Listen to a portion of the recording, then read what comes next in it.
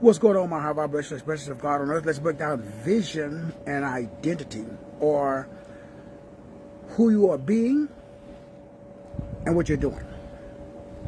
Vision and identity. When we talk about it, when we think about, we're here out celebrating the wife's birthday, but I still want to drop another nugget in your lap today. Gotta use my inside voice. But it's very important as we talk about identity, how you self-identify.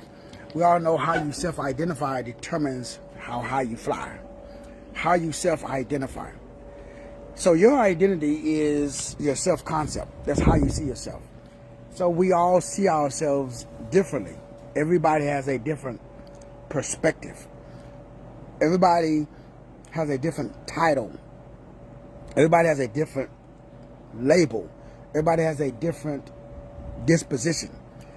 You get to select your title. You get to select your label. You get to select your disposition. However, it is recommended that you select a title, you select a label, that you select a disposition, how you self-construct, how you identify. You should select something that's based upon your innate attributes and characteristics. In other words, you should be who you really are. You should be authentic. Once you select your identity, that determines everything. If you decide that you want to see yourself as a poor critter, if you decide to see yourself as, handicapped, if you decide to see yourself as disabled, if you decide to see yourself, remember, I'm not talking about man-made identity. I'm talking about how God sourced the universe, designed and gifted you to be. You should self-identify. You should use, verbs. You should use nouns that are based upon the most or the highest version of yourself. Again, that's just how I've chosen to self-identify. I see myself as a individualized version of God on earth. How you choose to self-identify determines how high you fly. Once you establish an identity, then you have to establish a vision. Your vision is the mental picture that's in your head of where you're going. Everybody has a different vision. You get to select, you get to determine your vision. Your vision is so important because that's your roadmap. Your vision is how you see yourself. How do you see yourself? Everybody sees themselves differently. Some people see themselves as, broke. Some people see themselves as, sick. Some people see themselves as diseased.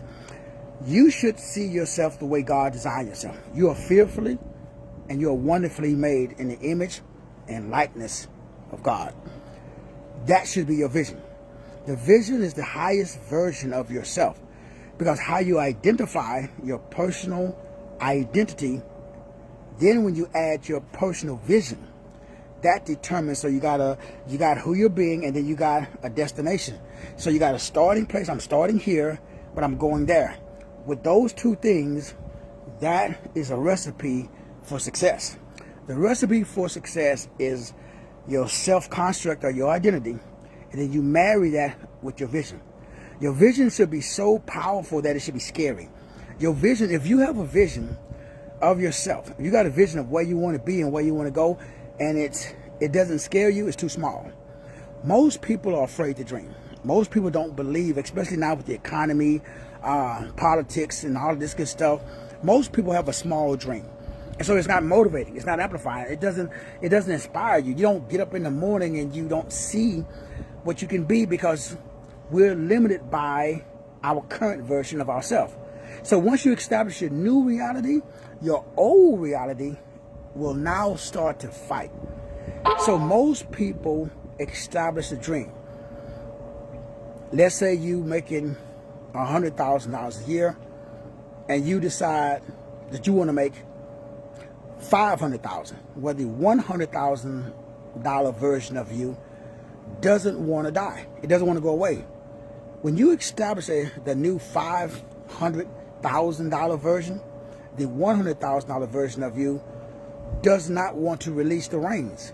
So what happens is adversity. Most people don't know that you order your own adversity when you choose to dream.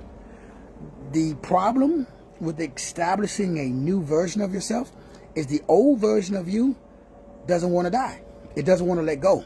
It doesn't want you to expand. It doesn't want you to grow. So you have to expect it. You have to know in advance that you create your own adversity the moment that you decide to dream.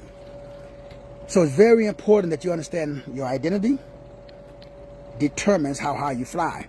So you won't have any adversity if you don't have no dream. So in other words, if you shoot for $10 an hour, you can get it because it's easy to make $10 an hour.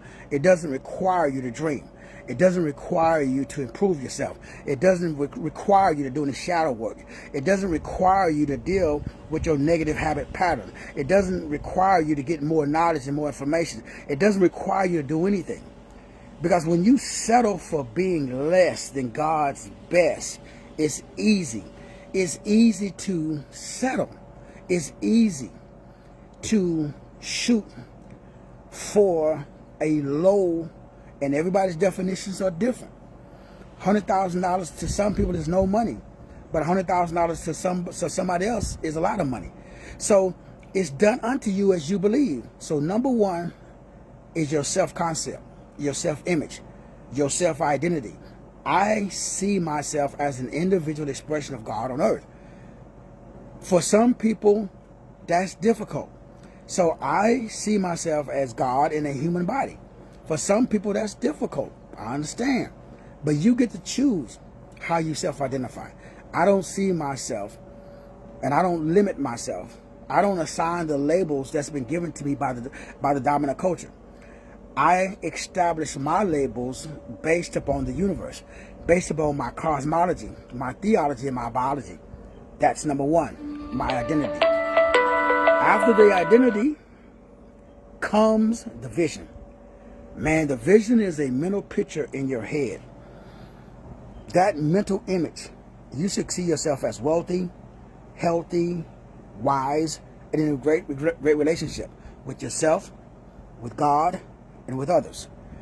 Once you establish that mental picture, there's going to be adversity. The old you wants to limit you because the old you wants to survive.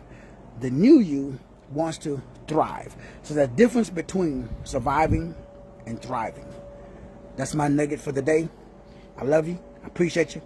And that you can do about it, I'm going to see you at the top. Y'all already know how we do. Come join me. Let's get it.